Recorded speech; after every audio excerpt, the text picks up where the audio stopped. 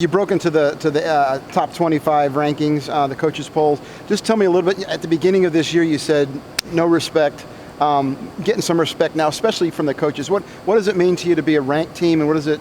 I mean, obviously they've earned it. Yeah, I mean, it's amazing actually, because this is the first time we've been ranked in non-conference since 2004. So that's a great goal to reach. Just to get a little bit of respect from coaches and media. And for people to recognize the talent that we have on our team and how good we're playing together is what I mean. You strive for that, but we're not complacent or satisfied with that. We want to keep going, you know. So rankings are good, and it helps you, you know, in postseason stuff with your RPI and all that to get into the NCAA tournament. But my biggest thing is I don't want us to get complacent. I don't want us to be satisfied. I don't want us to feel like we've accomplished anything yet, because we really haven't. You know, we still have a lot of games left to play, a lot of great teams too on our schedule. So just stay humble and hungry. Speaking of that, Santa Clara coming in here, and Matt was talking about 3-1. Is it that big of a shift in opponent, or is it pretty much the same kind of thing you're looking at?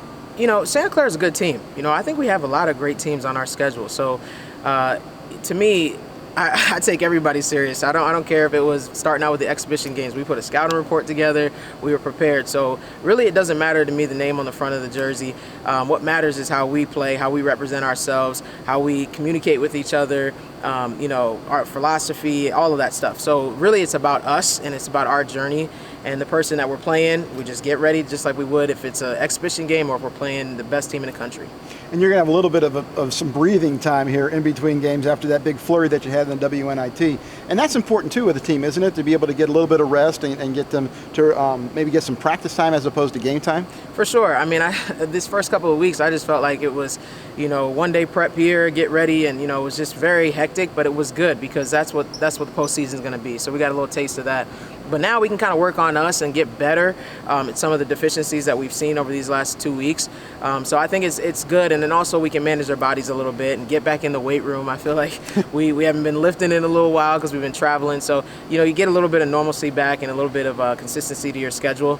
But, you know, in conference, we have quick turnarounds in our conference too. We play Friday, Sunday. So we kind of had to get used to that pretty quickly. Talk about Alexa a little bit. I mean, she's Player of the Week in the Valley, and the way that she's been able to really increase her game at this level. Just talk a little bit about her winning that and taking you guys to this tournament. Yeah, I mean, I was just so happy that she got Player of the Week because she earned it. That kid lives in the gym. I mean, we don't have another harder working kid here, and I don't know if I've coached a lot of them, to be honest. I mean, she's in the gym in the mornings, she's in the gym after practice, she comes in on her off days, so she earns that. You know, she earned that respect, and I really hope that she continues to get that respect as long as she stays consistent. But her biggest thing was just being consistent this year. It's her senior year, you know, it's the last go around. Don't worry about if you miss 10 shots. Don't worry about if anybody has scored on you. Just be you. You know, believe the next one's going in. And that's the kind of mentality that I want her to have. And that's what the conversations I've had with her. And I think that she's really coming into her own and just finding her confidence. And I think the sky's the limit for her. Another player that's taken a leap so far this season is Maya Bhinhar, moving into this point guard role only as a sophomore, all that pressure of being a vocal leader and everything. What have you liked from her so far? Yeah, Maya gets better every game. You know, she gets more and more confident. I think at first she lacked some confidence, but she's a big point guard that can handle the ball. She's now finding her niche in our offense and where she can be a scorer. She was huge in the Oklahoma game with 21 points. So I just think if Maya can be consistent with scoring, but also the assists that she provides our team, that she's going to be a problem to guard. I mean, she brings so much to this team, and she helps us push that tempo. I mean, she can run for days. She loves the new system and the fast up-tempo game. So I just think Maya's going to continue to get better and better. I mean, she's young, you know. She's only a sophomore, and she didn't play a lot of minutes last year playing behind Gitson. So I just think we're going to see her get better and better this year. She's talked about the focus on talking more, being more of a vocal leader, kind of similar to what Daniel Gitson was last year. Is that something you've kind of tried to push her more to do as well? For sure. Since day one when we got here, even just in workouts, all of our kids that play the point, I've asked them to be more vocal, even in just individual workouts. It could be a shooting workout. You know, you just got to get comfortable with your voice, get comfortable talking to people and directing people from that position. But Maya primarily plays the point. And if you look from our first game, even the exhibition game till now, you'll see that she's pointing, getting people in position. She's way more vocal. She's louder. She's more confident. So I just think game experience goes a long way, and she's just getting better and better. You didn't have to remind her about being an Oklahoma and being from Oklahoma. She got it new, right? Yeah, she knew. She was ready to go. She was. I mean, a lot of her family was there, friends, and same thing with Sydney Manning and Bryce. You know, we had some Oklahoma kids on our team, and we had a great showing from their friends and family, and also from the Lady Bear fans that came. So that was awesome. In my mind, what's the origin of that? Did you come up with that? My dad actually called me that always, but no one's called me it until I got here and Coach Keith started calling me that. So. You're an Oklahoma native. How big was that opportunity to that Oklahoma game to play in front of friends and family and get a chance to go back there and kind of show what y'all have become? I was excited because obviously it's where I'm from, but really I was just excited to put on for our university and go against a Big 12 team and show where our talent is and how talented this team is. So. Obviously, this year's a big leap for you stepping into this point guard role. When you think back to everything from last year that you kind of learned under Danielle Gitson, you think that helped prepare you kind of for what's come this year? Oh, definitely. Danielle definitely took me under her wing, and she showed me how to be confident. She told me, like, not worry about mistakes, how to be more vocal. So definitely being under her definitely helped me this year, for sure. Another focus you've talked about is being more vocal. I think there was a few weeks ago, it was like after an exhibition when you mentioned that. Now, a few weeks later, you've been through that experience at the WNIT. How do you think that's coming along so far? I think definitely just having more games under my belt and the coaches being confident in me. I feel more comfortable when I'm out there each and every game, so it helps me just be more vocal with my teammates. We're seeing it with some pretty Is it hard to yell at like Danielle? I mean, you got a senior and you're like a sophomore. Is it really hard to yell at them, or you can be like, this is kind of fun? No, I don't really try and yell at them. I try and talk to them, be a leader to them, because I have to approach everyone differently. Some people you need to yell at, some people you, hey, you're good. But just learning that and learning how every person's different, that's really been the biggest challenge. But I'm just trying to step into that role confidently. So. Here for 4 years now, but this is the first opportunity to see a ranked number next to your guys' team. How good does that feel? I mean, it's definitely a great feeling, and we're happy to have the recognition, but I think it only makes us want more and like want to keep progressing and just keep moving up that number.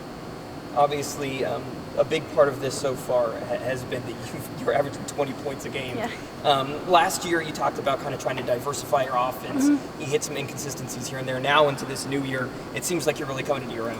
Yeah, I mean, definitely I think a lot of it has to do with the confidence my coaches and my teammates give me. Like every game, I didn't start the Oklahoma game off that great, and like Coach Mox challenged me and just instilled that confidence in me. And then in the locker room at halftime, my teammates were great about like giving me that confidence, and then I knew going to the second half that whatever happened in the first half, leave it behind, because that's what they were telling me. So it's easy to have that confidence when you have people constantly telling you that. You talk about players talking to each other. Maya has said that that's been a big focus for her now, stepping into this point guard role. What have you seen from her? Oh yeah, definitely. I mean, she was one of the players in my ear, like, you're fine, let it go.